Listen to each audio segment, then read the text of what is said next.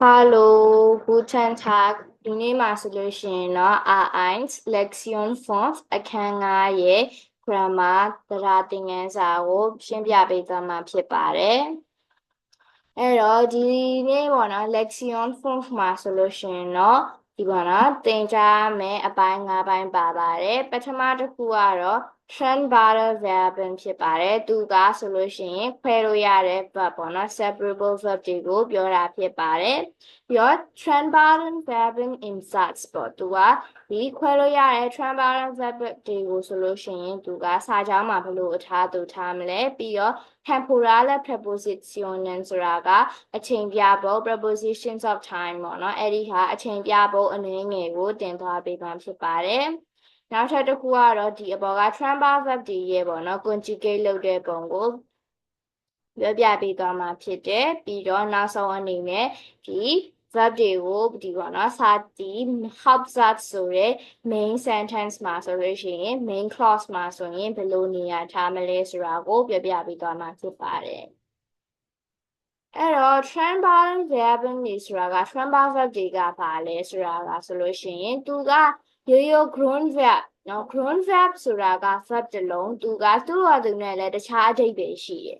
နော်အဲ့လိုမျိုးသူရဲ့ရိုးရိုး verb တစ်လုံးကိုဆိုလို့ရှိရင် forcible ပေါ့နော်အင်္ဂလိပ်လိုအနေနဲ့ prefix ပေါ့နော်အရှိကနေပြီးတော့မှထည့်ပေးလေးရှိရဲဥပမာအနေနဲ့ preposition တွေများတယ်ပေါ့နော်ဒါမဲ့တခြားစကားလုံးတွေလည်းထည့်လေးရှိရဲအဲ့ဒီ prefix တစ်ခုကိုထည့်လိုက်မယ် forcible နဲ့ Grundverb နဲ့ပေါင်းလိုက်တဲ့အခါမှာဆိုလို့ရှိရင် Trennbare verb ဖြစ်သွားတာဖြစ်ပါတယ်အဲ့တော့ဒီနေ့သင်ခန်းစာမှာဆိုလို့ရှိရင်တော့ Trennbare verb အချို့ကိုထည့်ပေးထားပါတယ်နောက်တစ်ခုသူကပေါ့နော်ဒီမှာဆို aufräumen ရဲ့အထိပ္ပယ်က to tidy up clean up ဥပမာနဲ့အခန်းရှင်းတာပဲဖြစ်ဖြစ်เนาะပစ္စည်းလေးတွေကိုစီတာပဲဖြစ်ဖြစ် aufräumen ဖြစ်ပါတယ်နောက်တစ်ခုကတော့ aufstehen ဆိုတာကအိပ်ယာထားတာဖြစ်တယ်ပြီးတော့လို့ရှိရင် einkaufen ဆိုတာကပစ္စည်းဝယ်တာဖြစ်ပြီးတော့မှဒီပေါ့နော်အဲ့ဒီဟာမှာဆိုလို့ရှိရင် einkaufen ပြီးပြီဆိုရင်တခြားတည်ထားတဲ့စကားလုံးဝယ်တာပြီးပြီဆိုရင်ရောင်းတာလည်းတည်ရမှာဖြစ်တယ်အဲ့တော့ရောင်းတဲ့ဟာရဲ့အဓိပ္ပာယ်ကိုဆိုလို့ရှိရင်တော့ verkaufen ပေါ့နော် verkaufen ဖြစ်ပါတယ်အဲ့တော့ auch so ဆိုတဲ့ဒီအောက်မှာဆိုပေးထားတဲ့ verb လေးရဲ့အဓိပ္ပာယ်ကိုတစ်ချက်ကြည့်ကြပါမယ် anrufen ဆိုတာကကျတော့တယောက်ယောက်ကိုဖုန်းဆက်လိုက်တာဖြစ်တယ် fernsehen ဆိုတာက TV ကြည့်တာ anfangen ဆိုတာကအစီအစဉ်တစ်ခုပဲဖြစ်ဖြစ်အတန်းတစ်ခုခုကိုပဲဖြစ်ဖြစ်စတင်လိုက်တာဖြစ်တယ်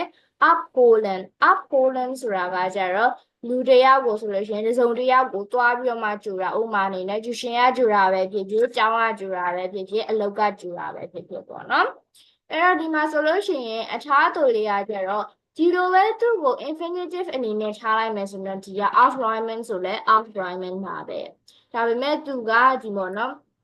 စာကြောင်းလေးရောက်သွားပြီဆိုလို့ရှိရင် verb ပေါ့နော် subject လာမယ် ich räume အနောက်က Grundverb ကိုဆိုလို့ရှိရင်အနောက်က forcible prefix မဟုတ်တဲ့အနောက်တစ်ခုကိုအရင်ရေးပြီးတော့မှအနောက်ဆုံးစာကြောင်းရဲ့အနောက်ဆုံးကိုမှဘာလုပ်ရလဲဆိုရင်ဒီ forcible prefix ကိုထည့်ရတာဖြစ်ပါတယ် Ich räume auf ငါကအခန်းရှင်းပါတယ် Lara steht auf Lara အိယာထားတယ် Lara kauft ein Lara ဈေးဝယ်တယ်အဲ့တော့ဒီကလုံးဝအယိုးရှင်းတဲ့ simple sentence ဖြစ်တယ်နော်ဒီမှာဆိုလုံးဝရိုးရှင်းတယ်ဘာမှအချိန်လည်းမပါဘူးနေရာတွေလည်းမပါဘူးရက်တွေလည်းမပါဘူးအဲ့တော့အရင်ရှုပ်ထွေးလာတယ်ပေါ့နော်ဒီနေကြစကားလုံးတွေ object တွေပါလာမယ်အဲ့ဒီဟာမှာဆိုရင်ဘယ်လိုထားရမလဲအဲ့တော့ဒီမှာဆိုရင် subject လာပြီးတာနဲ့ရိုးရိုးပေါ့နော်စာကြောင်းရိုးရိုးဝါကြမှာဆိုလို့ရှိရင်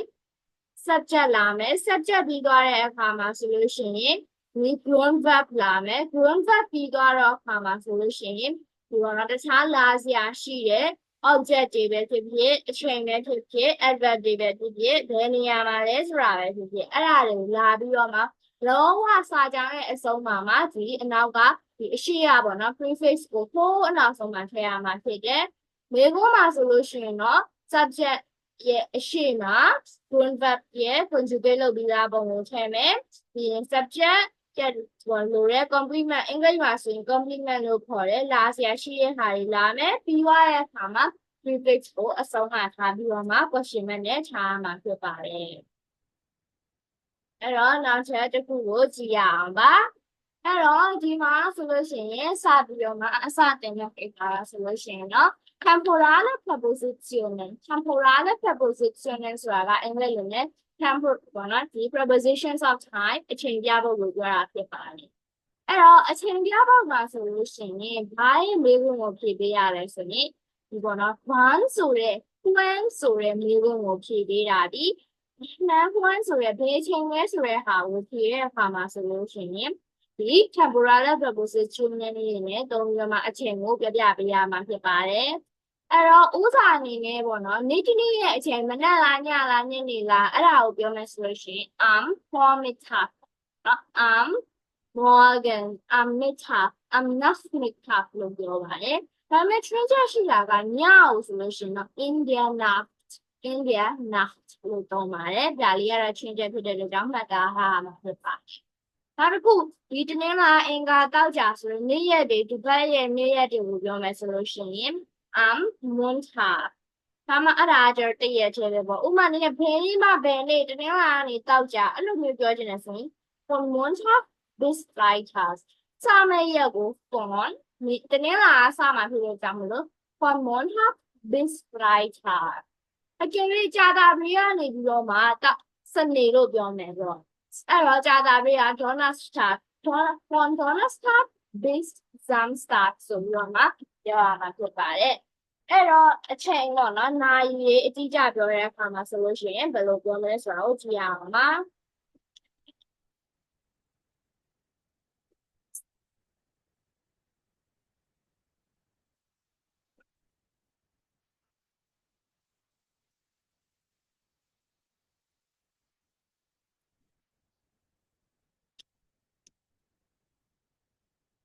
အဲ့တော့ဒီမှာဆိုရင်နာရီအတိအကျပြောမယ်ဆိုလို့ရှိရင်တော့နာရီ10နာရီမှာဆိုဒီအချိန်မှာဆိုလို့ရှိရင် 10 uur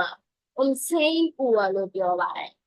။ဒီမှာဆိုလို့ရှိရင်သူကလည်းအချိန်ကိုဘယ်အမှဘယ်ဆိုလို့ရှိရင်အချိန်ကိုဆိုလည်းနာရီဆို website ကိုလည်း for နဲ့ business သုံးပါတယ်။ဒီမှာဆိုရင် Vormittag Indian am Montag bis Freitag um 10 Uhr Viertel vor oder nach နော် Viertel ဆိုတာရဲ့အဓိပ္ပာယ်15မိနစ်ကိုပြောတာဖြစ်တယ် Viertel von ဆိုလို့ရှိရင်ဒီ8နာရီမထိုးရင်15မိနစ် nach ဆိုလို့ရှိရင်8နာရီထိုးပြီး15မိနစ်အဲ့ဒါလို့ပေါ့နော်ဒါကတော့အဓိပ္ပာယ်ရှင်းပြပေးရဖြစ်ပါတယ်အဲ့တော့နောက်ထပ် slide ကိုသွားကြည့်ရအောင်နောက်ထပ် slide မှာဆိုလို့ရှိရင်တော့သူကဘာလို့ပြောထားလဲဆိုတော့ Trump verb တွေရဲ့ conjugate လုပ်တဲ့ပုံစံကိုပြောထားတာဖြစ်ပါတယ်အဲ့တော့ Trump verb တွေကို conjugate လုပ်တဲ့အခါမှာဆိုရင်တော့ဒီပုံမှန် verb တွေကို conjugate လုပ်တဲ့အတိုင်းပဲခြားပြီးတော့မှသူရဲ့အနောက်ကပေါ့နော်သူတို့ရဲ့ဒီပေါ့နော်သူတို့ရဲ့ prefix လေးတွေထည့်ပေးတယ်တချို့ verb တွေကကျတော့ essence ဆိုတဲ့ verb ကိုလည်းသူကတချို့ verb တွေရဲ့ irregular verb လို့ပဲပြောမလားပေါ့နော်အဲ့ဒီ verb တွေရဲ့ conjugate လုပ်ပုံကိုလည်းထည့်ပြီးတော့မှထည့်ထားပါတယ်ဒီမှာဆိုရင် essence ဒီ is ဖြစ်သွားတယ်ပေါ့နော်သူတို့ဂျူနဲ့ဟွာကတူသွားပါတယ်အဲဆိုရင် vowel လေးတွေတရလေးတွေပြောင်းသွားတာကိုတွေ့ရပြီးတော့မှတချို့ vowel တွေမှာဆိုရင် umlaut တင်သွားတာတွေ့ရပါတယ်ဒါကတော့အလိုကျန်ခံမှာဖြစ်ပါတယ်အဲ့တော့ဒီနေ့ရဲ့နောက်ဆုံးကောင်းစဉ်လေးကိုသွားရအောင် Verpunction in Hauptsatz အဲ့တော့စာကြောင်းဝါကြလို့ပြောလိုက်ပြီဆိုလို့ရှိရင်အင်္ဂလိပ်စာမှာပဲဖြစ်ဖြစ်ဂျာမန်စာမှာပဲဖြစ်ဖြစ်နှံကြောင်းနှစ်ခုရှိပါတယ် Satz နော်စာကြောင်း sentence ဆိုတာရဲ့ပေါ့နော် clause လို့ခေါ်မယ်ပေါ့နော် clause ဆိုလို့ရှိရင်အင်္ဂလိပ်စာနဲ့ပြောရတာပို့လွယ်တယ်ပေါ့နော်အဲ့တော့ clause နှစ်ခု clause ထဲမှာနှစ်ခုတွဲတယ်နော်အင်္ဂလိပ်စာမှာဆိုရင် main clause လို့ခေါ်တဲ့ဂျာမန်စာရဲ့ Hauptsatz ပြီးတော့ Nebensatz ဆိုတာကရှိတယ် Nebensatz ဆိုတာကအင်္ဂလိပ်မှာဆိုရင် supporting clause ဒါမှမဟုတ် subordinate clause လို့ခေါ်တယ်အဲ့တော့ဒီမှာဆိုရင် Hauptsatz ဆိုတာရဲ့ပေါ့နော်အဲ့ဒီဟာရဲ့အကြောင်းရင်းကိုမူတည်ပြီးတော့မှ reason ပဲပေးမလားပေါ့နော်အဲ့လိုမျိုး result ကိုပဲပြောမလားနော် group ပဲပေးမလားအဲ့ဒါတွေကိုဆိုလို့ရှိရင်သူကNebensatz မှာထည့်ပြီးတော့သုံးတယ် support ပေးတဲ့ဟာပေါ့ Nebensatz ဆိုတာဒီသူ့ကိုယ်သူမရက်ဘူး ဒီ neighbor search တွေကိုဆိုတော့ R spy လောက်မှာပေါ့နော် R spy လောက်မှာပဲအစပြုပြီးမှဖြစ်ပါတယ်အခုတော့ hub search ကိုကြည့်အောင် hub search ဆိုတာကကျတော့ရိုးရိုးဝါကြပါနော် simple sentence တွေလိုပါတယ်အဲ့တော့ဒီ verb မှာဆိုလို့ရှိရင်အကယ်၍နော်မဆိုရင်ဒီပေါ့နော်ဒီအချင်းမာနေအခုဆိုလို့ရှိရင်အချိန်ပြပေါက်တွေကိုတင်ပြီးသွားပြီအဲ့တော့အချိန်ပြပေါက်တွေကိုစာကြောင်းထဲမှာဘယ်လိုထည့်မလဲဆိုတာကိုကြည့်ကြပါမယ်အဲ့တော့ Robert Max ပြီးသွားလို့ရှိရင်အချိန်ပြပေါက်လာမယ်ပြီးတော့မှအနောက်က object လာပါအကယ်၍အချိန်ပြပေါက်တွေကိုလည်းဟိုးရှင်းလုံးထည့်လို့ရတယ်အဲ့တော့အဲ့ကယ်၍အဲ့လိုထည့်ခဲ့လို့ရှိရင် verb ကတော့ဘယ်စာကြောင်းပဲဖြစ်ဖြစ်ပေါ့နော် hub search မှာဆိုရင် hub search time မှာဆိုရင် verb ဒီ positions y နော် main verb ဒီ positions y မှာရှိရဲ့ဟိုမှာလည်းဘခုတတပြောရမယ်ဆိုရင် living search မှာဆိုတော့ verb ဒီဟိုးနောက်ဆုံးမှာပဲအငိမ့်ရှိရဲ့ hub search မှာတော့ positions y ဒုတိယမြောက်နေရာမှာအငိမ့်ရှိပါတယ်အဲ့တော့ verb လာပြီးတော့မှ subject ပြန်လာတယ်ပြီးတော့ sport ပေါ့နော် sport အဲ့တော့ဒီဟာဆိုရင်ဒီပုံစံလေးဒီအင်္ဂလိပ်စာမှာ sometimes ဆိုတာလေးကိုအရှိထုတ်လိုက်တယ်လို့ပါပဲဒါပေမဲ့အင်္ဂလိပ်စာနဲ့မတူတာဆိုရင် verb ကိုပေါ့နော်အပြင်လာပြီးမှ subject ကအနောက်ကိုပြန်သွားပြရတယ် verb ရဲ့နေရာအသေးလေးဆိုတော့ကြောင့်မလို့ Robert ဆိုရဲ subject ကနေရာလာယူလို့မရဘူး